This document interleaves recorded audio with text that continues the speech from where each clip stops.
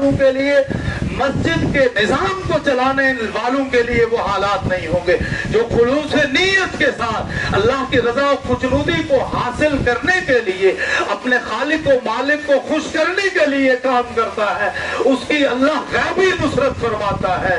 یہاں آپ نہیں دو گے، اللہ کہیں اور سے بھیجے گا، کیونکہ اللہ بے نیاز ہے، کسی کا محتاج نہیں۔ جس طرح اللہ بے نیاز ہے، اسی طرح اللہ کا دین بھی مستغنی اور بے نیاز ہے۔ اللہ کا دین بھی ہمارے مال کا، ہمارے روپے پیسے کا محتاج نہیں ہے۔ اللہ کسی کو بھی کھڑا کر کے اپنے دین کی خدمت لے لے گا۔ ایک دور آئے گا لوگ ہمیں بھی بھول جائیں گے۔ آج 2025 ہے، جو 1925 کے تھے اسی بستی میں رہتے ہوں گے، اسی علاقے میں آج سے 100 سال پہلے رہتے ہوں گے، آج ہم ان کو بھول چکے ہیں۔ کسی کسی کو یاد ہوں گے، کوئی کوئی یاد ہو۔ اسی طرح سے آگے چل کے 2125 آئے گا تو یہ بستی، یہ مکانات، یہ محلات، یہ عمدہ بنے ہوئے گھر، ان میں کوئی اور ہی ہوگا۔ لیکن یاد رکھیں، یہ محلات، یہ مکانات سب یہاں ہی رہ جائیں گے، اور 2125 میں ان مکانات میں، ان محلات میں، ان مقامات پر، ان جگہوں پر کوئی اور ہوگا، ہم نہیں ہوں گے، اور جو ہوں گے وہ ہمیں بھول جائیں گے۔ لیکن مسلم شریف کی روایت ہے، حضرت ابو ہریرہ رضی اللہ عنہ راوی ہیں، روایت کرتے ہیں کہ نبی اکرم شفیع اعظم حضرت محمد الرسول اللہ صلی اللہ تعالی علیہ وسلم نے ارشاد فرمایا، اذا مات الانسان انقطع عنہ عملہ الا من ثلاث، جب کسی انسان کی روح پرواز کر جاتی ہے، اس کا انتقال ہو جاتا ہے، تو اس کے اعمال کا سلسلہ منقطع اور ختم ہو جاتا ہے۔ جب تک وہ زندہ تھا، نمازیں پڑھ رہا تھا، اس کے نامہ اعمال میں نمازوں کا ثواب لکھا جا رہا تھا۔ جب تک وہ زندہ تھا، روزے رکھ رہا تھا، اس کے نامہ اعمال میں روزوں کا ثواب لکھا جا رہا تھا۔ جب تک وہ شخص زندہ تھا، زکوٰۃ ادا کر رہا تھا، اس کے نامہ اعمال میں ادائیگی زکوٰۃ کا ثواب لکھا جا رہا تھا۔ جب تک وہ زندہ تھا، صدقہ و خیرات کر رہا تھا، اس کے نامہ اعمال میں صدقہ و خیرات کا ثواب لکھا جا رہا تھا۔ جب تک وہ زندہ تھا، حج و عمرے کر رہا تھا، حج و عمروں کا ثواب اس کے نامہ اعمال میں لکھا جا رہا تھا۔ جب تک وہ زندہ تھا، قرآن کریم فرقان حمید کی تلاوت کر رہا تھا، تلاوت کلام اللہ کا ثواب اس کے نامہ اعمال میں لکھا جا رہا تھا۔ جب تک وہ زندہ تھا، درود و سلام پڑھ رہا تھا، درود و سلام کا ثواب اس کے نامہ اعمال میں لکھا جا رہا تھا۔ جب تک وہ زندہ تھا، تسبیحات و تحلیلات کا ورد کر رہا تھا، تسبیحات و تحلیلات کا اجر و ثواب اس کے نامہ اعمال میں لکھا جا رہا تھا۔ لیکن جب اس کی روح پرواز کر گئی، اس کا انتقال ہو گیا، تو اس کے ان سارے اعمال کے اجر و ثواب کا سلسلہ بھی ختم ہو گیا۔ الا من ثلاث، لیکن 3 اعمال ایسے ہیں کہ ان کا ثواب انسان کے مرنے کے بعد بھی اس کے نامہ اعمال میں ملتا رہے گا۔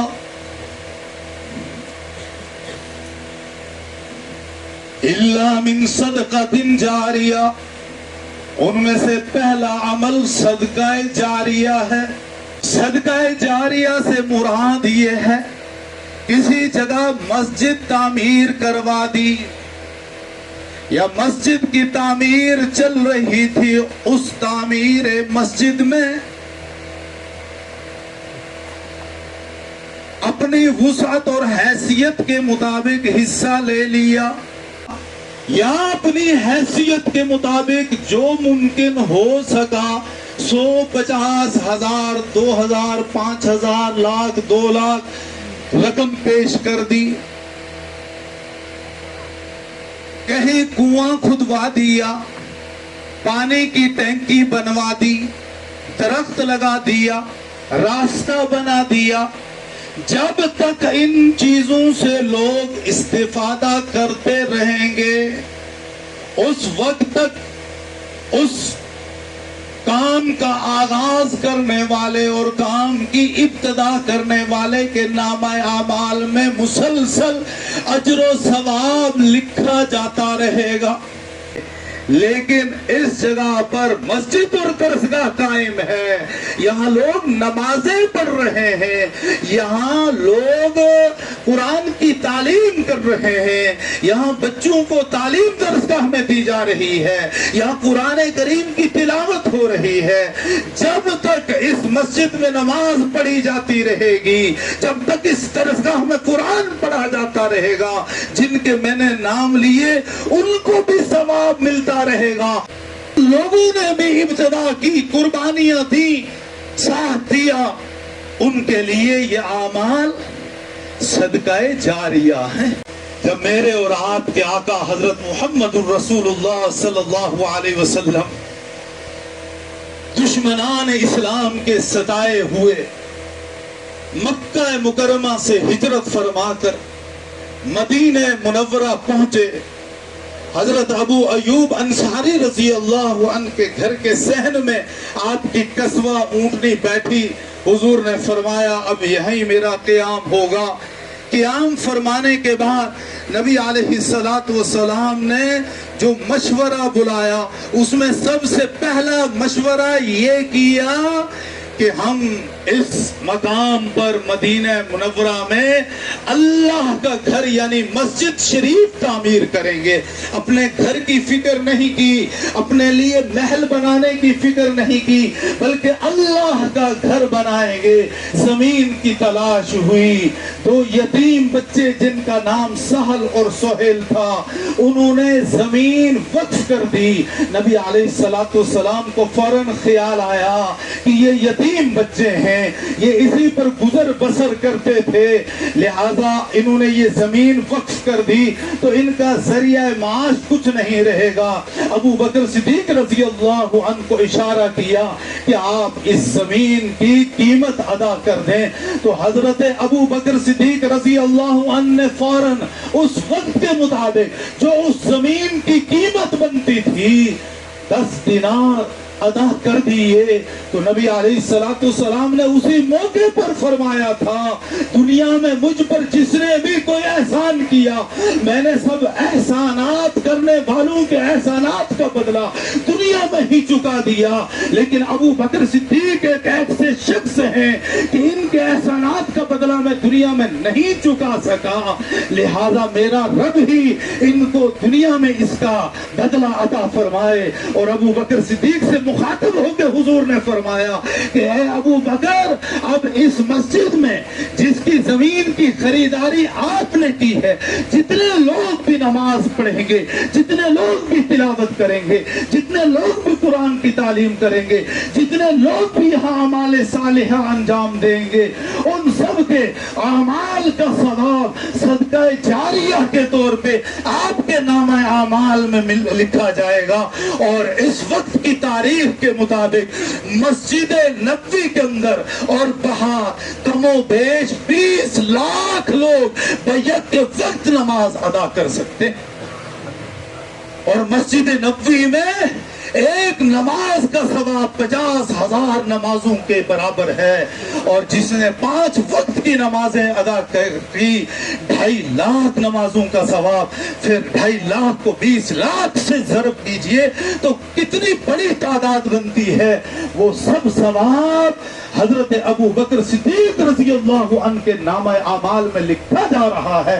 الاول فالاول، پہلا ہی ہوتا ہے، کیونکہ انہوں نے پہل کی تھی. اور یہاں بھی آج مدرسے کی ابتدا کے لیے, یہاں مدرسے کے قیام کے لیے جو لوگ آگے بڑھے ہیں, جنہوں نے پہل کی ہے, جنہوں نے حافظ شمس الدین صاحب کے پاس جا کر یہ بات کہی کہ حالہ میں مدرسے کے قیام کی وجہ سے جو نورانی روحانی ماحول پیدا ہوا ہے, ہم چاہتے ہیں کہ اسی طرح کا ماحول لیکڑی کے اندر بھی قائم ہو.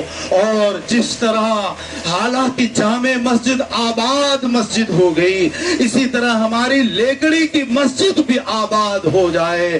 آپ وہاں بھی آ کر مدرسہ قائم کر دیجئے. دیگر بستی والے ان سب نے ان کی آواز کے اوپر لبیک کہا, لیکن پہل کرنے والے یہ ہیں. تو یقیناً آپ نے پہل کی ہے.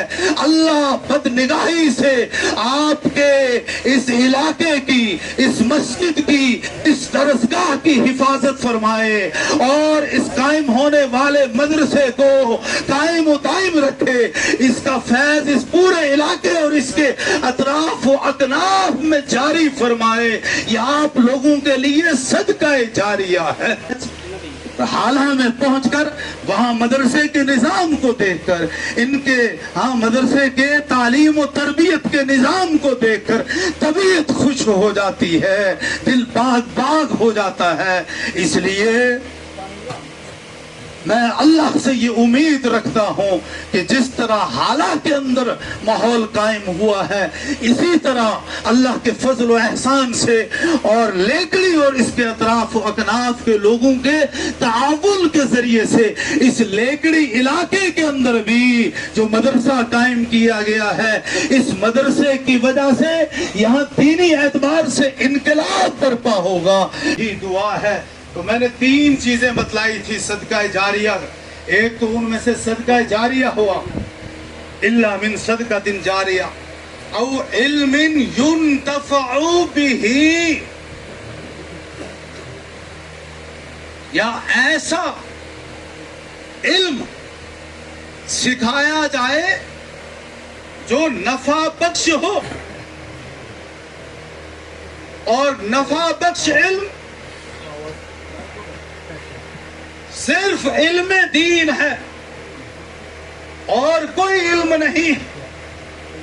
دین کا علم وہ علم ہے, قرآن و سنت اور شریعت کا علم وہ علم ہے کہ جس کے ذریعے اللہ رب العزت کا قرب حاصل ہوتا ہے, جس کے ذریعے سے اللہ رب العزت کا اختصاص حاصل ہوتا ہے, جس سے بندہ اللہ رب العزت کا قرب حاصل کرتا ہے, اپنے خالق و مالک کے نزدیک ہوتا ہے. علم دین اور علم شریعت اور علم قرآن کے ذریعے سے بندے کو معرفت الہی حاصل ہوتی ہے. بندہ اپنے خالق و مالک کو پہچانتا ہے, حقوق اللہ کو انجام دیتا ہے, حقوق العباد یعنی بندوں کے حقوق ادا کرتا ہے. اور جس کے پاس علم دین نہیں ہو, جس کے پاس قرآن کا علم نہ ہو, جس کے پاس شریعت کا علم نہ ہو, وہ اپنے خالق و مالک کو نہیں پہچان سکتا, وہ حقوق اللہ ادا نہیں کر سکتا, وہ حقوق العباد یعنی بندوں کے حقوق ادا نہیں کر سکتا. کیوں؟ اس لیے کہ اس کے دل کے اندر خوف خدا نہیں ہے, اس کے دل کے اندر آخرت کا استحضار نہیں ہے, اس کے دل کے اندر اللہ کے سامنے آخرت میں کل حشر میں پیش ہو کر جواب دہی کا, اللہ کے سامنے پیش ہو کر اپنے کیے ہوئے اعمال و افعال کے بارے میں جواب دہی کا گمان اور تصور نہیں ہے. اور یہ تصور دین کے ذریعے سے پیدا ہوتا ہے, یہ تصور علم قرآن کے ذریعے سے پیدا ہوتا ہے. یہ تصور اور یہ گمان کہ میں نے کل آخرت میں کل حشر میں اللہ کے سامنے جواب دینا ہے, یہ علم دین کے ذریعے سے پیدا ہوتا ہے. اور جب تک علم دین نہ ہو بندے کو اس چیز کا استحضار نہیں ہوتا کہ میں نے مرنا ہے, قبر میں سوال و جواب ہوں گے, حشر میں مجھ سے پوچھا جائے گا, اللہ اور اللہ کے رسول صلی اللہ علیہ وسلم کے سامنے میں نے منہ دکھانا ہے. بہرحال 2 چیزیں ہو گئی, ایک تو مساجد مدارس کی تعمیر اور نافع علم، نفع پہنچانے والا علم، اور تیسرے نمبر پر اولد صالح یدعو لہ، یا پیچھے ایسی اولاد چھوڑی ہو جو اپنی نیک دعاؤں کے اندر اپنے والدین کو، اپنے اقربا کو، اپنے رشتہ داروں کو یاد رکھے۔ اور جو علم دین سے محروم ہے، نا آشنا اور نا واقف ہے، وہ تو جنازے میں شامل ہو کر جنازے کی دعائیں اور جنازے کی نیت تک نہیں پڑھ سکتے ہیں، تو اس علم کا کیا فائدہ جو اپنے ماں باپ اور اپنے اقربا کا جنازہ بھی نہ پڑھ سکے۔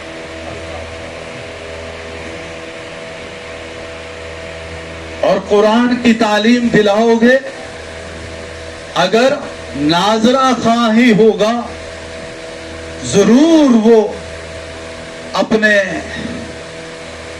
والدین کو موقع بہ موقع اپنی دعاؤں کے اندر یاد رکھے۔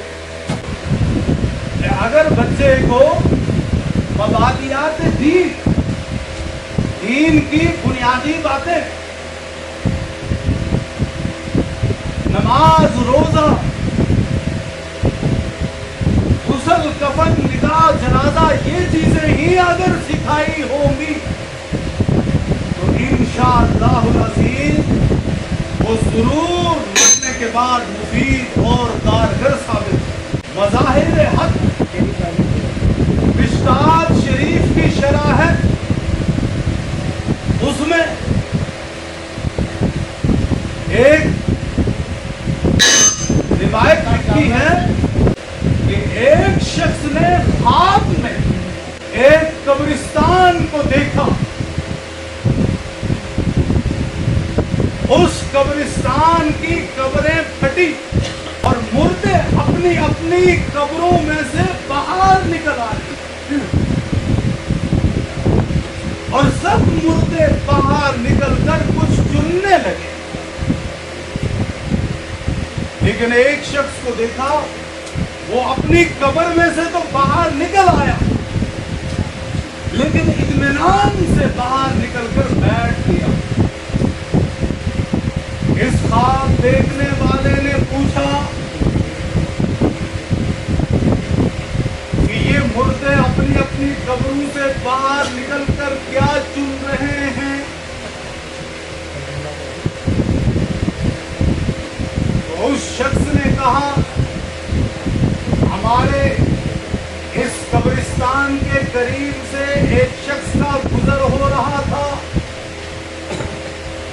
وہ کھڑا ہوا اور اس نے فاتحہ خوانی کی، اس نے سورہ اخلاص قل هو اللہ احد کی تلاوت کی، اور اس سورت کا ثواب اس قبرستان والوں کو بخشا۔ وہ ثواب بکھر گیا، اب ہم اپنے اپنے حصے کے طور پہ اسے چن رہے ہیں۔ اور سورہ اخلاص کو معمولی نہ سمجھیں، حدیث میں آیا ہے کہ جس نے 3 مرتبہ سورہ اخلاص کی تلاوت کی، اسے ایک کلام پاک پورا کرنے کا ثواب ملے، اور جس نے 1 مرتبہ سورہ ملک پڑھی، تبارک الذی بیدہ الملک، اسے 3 کلام پاک مکمل کرنے کا ثواب ملے گا، اور جس نے 1 مرتبہ سورہ یاسین شریف کی تلاوت کی، اسے 10 کلام پاک پورے کرنے کا ثواب ملے گا۔ اس لیے जब भी कब्रों के करीब से, कब्रिस्तान के करीब से गुजरो तो अहले कुबूर का हक है कि वहां फातिहा खानी करो, कुरान का जो हिस्सा आपको याद हो उसकी तिलावत करके और उनकी रूहों को उसका सवाब बख्शो। कल हम भी इसी तरह होंगे, जब हम किसी को सवाब पहुंचाएंगे तो यकीनन हमारी कब्रों पर भी कोई फातिहा खानी करेगा, वरना गुजर जाएगा। आज हमारा हाल ये है कि हम कब्रों के करीब से गुजर जाते हैं, हमें मौत का इस्तेहदार नहीं, हमें आखिरत का तसव्वुर नहीं, हमें अल्लाह के सामने पेश होने का गुमान और इस्तेहजार नहीं, इसलिए हम मस्त गुजर जाते हैं, फातिहा खानी नहीं करते, कब्रिस्तान वालों को सवाब नहीं पहुंचाते, उनकी बख्शिश और बुलंदी दराजात की दुआ नहीं करते। और बहुत सारे लोग ऐसे भी हैं आज जो 3 दिन तक या ज्यादा से ज्यादा 40 दिन तक अपने वालिदैन की कब्रों पर जाते हैं, लेकिन उसके बाद साल तक मुड़ के कभी देखते तक नहीं है। हाँ, जब किसी का कहीं जनाजा हुआ, उस जनाजे में पहुंच के अव्वल तो कोशिश करेंगे कि जनाजे में यूं ही सलाम हुआ तो चलो जी हक अदा हो गया, भागने की कोशिश की, राह फिरार इख्तियार कर लेते, और मिट्टी देने तक पहुंच गए तो वहां अगर उनके माँ बाप की कहीं कब्र हुई, दादे दादी की कब्र हुई, तो देखते हैं, जानते हैं दाएं बाएं कि वो कहाँ है, वो अपने माँ बाप की कब्र भूल जाते हैं। जिस माँ ने किस तरह शफकतों से पाला अपने बेटे को, और जिस बाप ने रात दिन अपनी औलाद के लिए एक कर दिए, वो औलाद अपने माँ बाप की कब्र तक भूल जाते हैं और वहां लोग पूछने लगते हैं, मिन्ना मेरा अब्बा की कब्र क्यों केड़ी है? उस वक्त बहुत ताज्जुब होता है कि ये कैसी औलाद है कि इनको अपने बाप की और अपनी माँ की कब्र तक भी याद नहीं रही है। इसलिए वालिदैन के, अपने मौजूदीन के, अपने बुजुर्गान के हुकूक हुआ करते हैं। उन हुकूक में से एक हक ये भी है कि जब भी कब्रिस्तान के करीब से गुजरो तो फातिहा खानी जरूर करो। तो मैं अर्ज कर रहा था, आपको याद है कुछ? दिमाग को हाजिर रख के जरा जवाब दे, मैं क्या बोल रहा था, कौन सा वाकया और कौन सा किस्सा सुना रहा था, याद है? एक शख्स ने ख्वाब में देखा कब्रें फटी हैं, मुर्दे बाहर निकले हैं, सारे कुछ चुन रहे हैं। एक शख्स मुतमईन बैठा है, उससे पूछा गया कि ये क्या चुन रहे हैं? तो कहा एक गुजरने वाले ने फातिहा खानी की है, सूरह इखलास कुल हुवल्लाहु अहद पढ़ के इन कब्रिस्तान वालों की रूह को सवाब बख्शा है, हम वही सवाब चुन रहे हैं। कहा फिर क्या तुम्हें सवाब की जरूरत नहीं है, तुम खामोश क्यों बैठे हो? कहा मेरा एक बेटा है जो हाफिज कलामुल्लाह है, उसके सीने के अंदर कुरान करीम के 6666 आयात, कुरान करीम के 30 पारे, कुरान करीम की 114 सूरतें महफूज हैं, और वो रोजाना एक कलाम पाक खत्म करके मेरी रूह को सवाब बख्शता है, इसलिए मुझे और सवाब की जरूरत नहीं है। ये शख्स कहता है मैं बेदार हो गया। उसके बाद मैं, उसने जो मुझे बतलाया था कि मेरा बेटा फला मार्केट के अंदर दुकान करता है मिठाई की, वो मिठाई भी बेचता रहता है और कुरान की तिलावत भी करता रहता है, और हर दिन एक कलाम पाक मुकम्मल करके मुझे बख्शता है।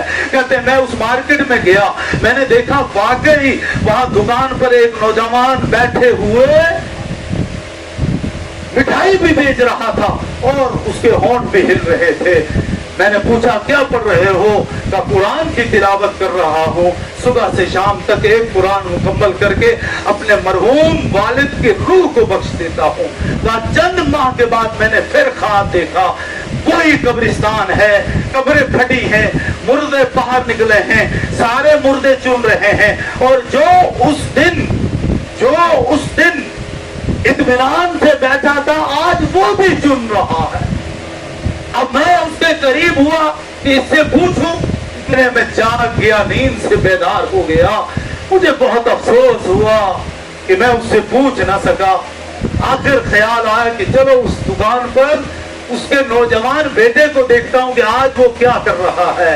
जब मैं दुकान पर पहुंचा, मिठाई की दुकान पर, मिठाई की दुकान तो मौजूद थी, लेकिन आज उसका वो बेटा नहीं था, वहां कोई और बैठा था। मैंने दुकान पर पूछा, यहाँ एक खूबसूरत नौजवान बैठा होता था जो मिठाई भी बेचता था और कुरान की तिलावत भी करता था, वो आज कहाँ है? जवाब मिला, उसका आज से 15 रोज कबल इंतकाल हो गया है। गोया कि जब तक वो कुरान पढ़ रहा था, उसका सवाब उसके वालिद को कब्र में पहुंच रहा था। तो ये सदकाए जारिया है। जब तक हमारी औलाद, जिनको हमने दीन सिखाया होगा, जिनको हमने कुरान पढ़ाया होगा, जिनको हमने शरीयत का इल्म दिया होगा, शरीयत का इल्म मदारिस से और उलमा से दिलवाया होगा, यकीनन वो आगे पढ़ाएंगे बच्चों को, आगे लोगों को दीन सिखाएंगे, लोगों तक शरीयत पहुंचाएंगे। तो जब तक ये सिलसिला चलता रहेगा, इंशाअल्लाह अज़ीज़ उसका सवाब सदका जारिया के तौर पे मरने के बाद भी मरहूमीन और फौत शुदगान को मिलता रहेगा। लिहाजा आज का ये अमल, ये मदरसे का क़याम, ये कोई मामूली अमल नहीं है, ये कोई मामूली अमल नहीं है। इसलिए इस अमल में आप लोग हर एतबार से बढ़ चढ़कर हिस्सा लें और जिस कदर मुमकिन हो सके इस इदारे का भरपूर ताउन रहे। अल्लाह रब्बुल इज्जत का फजल व एहसान रहा और आप हजरात का भरपूर ताउन रहा।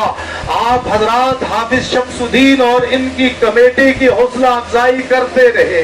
यहाँ पढ़ाने वाले उस्ताद के हौसले और उसकी हिम्मत को बढ़ाते रहे तो यकीनन ये मदरसा आगे बढ़ेगा, ये दिन दुगनी और रात चुगनी तरक्की करेगा। लेकिन अगर आप हजरात का ताबून नहीं रहा, आपने हाथ पीछे खींच लिया, आपने इनकी हौसला अफजाई के बजाय हौसला शिकने की, तो फिर हालात तो पैदा हो सकते हैं। लेकिन इतनी बात भी याद रखें कि वो हालात हमारे लिए होंगे, वो इस बस्ती के लिए होंगे, वो इस इलाके के लिए होंगे। अल्लाह का दीन मदरसा चलाने वालों के लिए, दीन का काम करने वालों के लिए, मस्जिद के निजाम को चलाने वालों के लिए वो हालात नहीं होंगे। जो खुलूस नीयत के साथ अल्लाह की रजा और खुशनुदी को हासिल करने के लिए, अपने खालिक को मालिक को खुश करने के लिए काम करता है, उसकी अल्लाह गैबी नुसरत फरमाता है। यहाँ आप नहीं दोगे, अल्लाह कहीं और से भेजेगा, क्योंकि अल्लाह बेनियाज है, किसी का मोहताज नहीं। जिस तरह अल्लाह बेनियाज है, इसी तरह अल्लाह का दीन भी मुस्तगनी और बेनियाज है।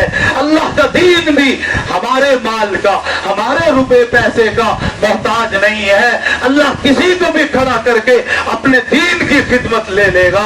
ये हमारी सादतमंदी है, ये हमारी खुशकिस्मती है, ये हमारी आखिरत की इस्लाह है जो हम इस इदारे के तकाज़ों पर लब्बैक कहें और इसका ताउन करते रहें। वरना याद रखें, कितने लोगों ने ताउन करना बंद कर दिया तो इदारे हमने देखा बंद नहीं हुए। एक ने हाथ बंद कर लिया, हाथ रोक लिया, अल्लाह ने 10 भेज दिए।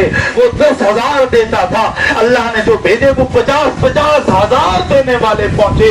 ये हमने खुद अपनी आंखों से देखा है। लेकिन उसमें महरूमी उन लोगों की है जिन्होंने हाथ रोका, जो पीछे हट गए। आपको मालूम नहीं, इन इदारों के जरिए से, इन दरसगाहों के जरिए से, इन कुरानी मदरसों के जरिए से, इन दीनी मदारिस के जरिए से, इन दीन के किलों के जरिए से कितनी आफात और बलियात से हम महफूज रहते हैं, हम कभी उसको सोच भी नहीं सकते।